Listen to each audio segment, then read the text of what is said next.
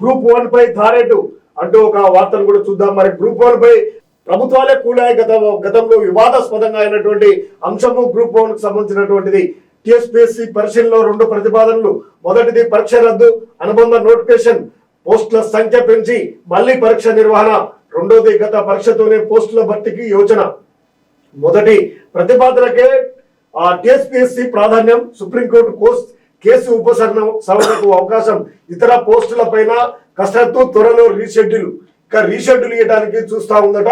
మొదటిది పరీక్ష రద్దు చేయడం, అనుబంధ నోటిఫికేషన్, పోస్టుల సంఖ్య పెంచి మళ్ళీ పరీక్ష నిర్వహణ చేయాలనే ఆలోచన అయితే చేస్తా ఉందట. దానిపై ఆసక్తిగా ఎదురు చూస్తా ఉన్నారు నిరుద్యోగులు. గతంలో రద్దయి అనేక ఇబ్బందులకు పడ్డటువంటి గ్రూపు నిరుద్యోగులు తీవ్రమైనటువంటి ఇబ్బందులు అయితే పెడతారు. వేలు పెట్టి వారు కోచింగ్లకు వెళ్ళి సమయం అంతా దానికే వెచ్చించి చదువుకున్నటువంటి విద్యార్థులు, నిరుద్యోగులు అంతా కూడా 2-3 సార్లు ఈ పరీక్షల నిర్వహణ పూర్తిగా విఫలం కావడంతో గత ప్రభుత్వంలో తీవ్రంగా ఆవేదనకు, ఆందోళనకు గురయ్యారు నిరుద్యోగులు. గత ప్రభుత్వం ఓటమికి కూడా ప్రధానమైనటువంటి కారణం కూడా ఇదే అంశము. అటువంటి అంశం పైన ఆచితూచి అడుగులేస్తా ఉంది రేవంత్ సర్కార్. ఇక మరిన్ని ఖాళీలను భర్తీ చేస్తూ, మరిన్ని పోస్టులను పెంచుతూ నోటిఫికేషన్ వేయాలనే దిశగా ముందుకు వెళ్తున్నట్టు కనిపిస్తా ఉంది. గ్రూప్ 1 పోస్టుల భర్తీపై ఎలా ముందుకెళ్లాలన్న అంశంపై తెలంగాణ రాష్ట్ర పబ్లిక్ సర్వీస్ కమిషన్ అధికారులు కసరత్తు మొదలుపెట్టారు. పోస్టుల సంఖ్యను పెంచిన భర్తీ ప్రక్రియను ఎలాంటి ఆటంకం కలగకుండా ఉండాలని వీలుగా ప్రతిపాదనలు రూపొందిస్తున్నారు.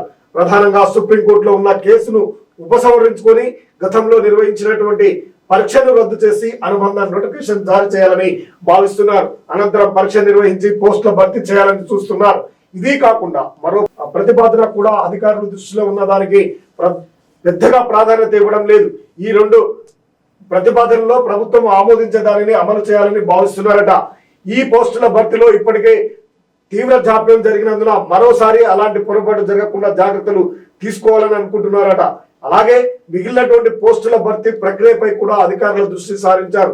టీఎస్పీసీ చైర్మన్ రిటైర్డ్ అయినటువంటి డీజీపీకి ఇవ్వడంతో ఇప్పుడు పూర్తి కసరత్తునైతే చేస్తా ఉన్నారు. ఇక పూర్తిగా ప్రక్షాళన చేసి గ్రూప్ 1 నియామకాన్ని దాదాపు సుప్రీంకోర్టులో ఉన్నటువంటి కేసును కూడా తీసి వెనకకు ఉపసంహరించుకొని ఇక సంఖ్యను పెంచి గ్రూప్ 1 ఉద్యోగుల యొక్క ఖాళీలు ఏవైతే ఉన్నాయో వాటన్నింటినీ గుర్తించి ఉద్యోగాల సంఖ్యను పెంచి మళ్ళీ నోటిఫికేషన్ వేసి ఉద్యోగ పరీక్షలు నిర్వహించాలి, ఇంటర్వ్యూలను కొత్తగా నిర్వహించాలనే యోచనలో ప్రభుత్వం యోచిస్తుందట గ్రూప్ 1కు సంబంధించినటువంటి అంశంలో.